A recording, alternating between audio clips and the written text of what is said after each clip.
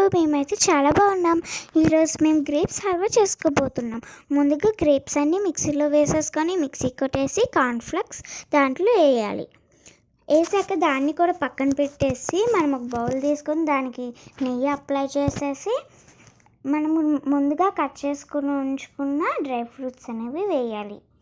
వేసాక మనం ఒక బౌల్ ఆఫ్ షుగర్ తీసుకొని దాన్ని వేసేసి ఆ తర్వాత కొంచెం వాటర్ తీసుకొని దాంట్లో వేసేసి అది బాగా బాయిల్ అయ్యాక మనం ముందుగా పెట్టుకున్న గ్రేప్స్ జ్యూస్ అనేది వేసేసుకోవాలి. వేసేసుకున్నాక దాంట్లో కొంచెం ఫుడ్ కలర్ యాడ్ చేసాం, గ్రీన్ కలర్ది. ఆ తర్వాత మనం ముందుగా కట్ చేసుకొని ఉంచుకున్న డ్రై ఫ్రూట్స్ అనేవి వేసేసుకోవాలి.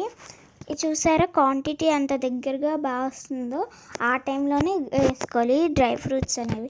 యాక్చువల్గా అయితే ఇది మొత్తం మ్యాక్సిమం అయితే నేనే చేశాను, మమ్మీ హెల్ప్ తీసుకొని. అమ్మ చెప్తుంటే నేను చేశాను. ఇంక ఇదైతే రెడీ అయిపోయింది.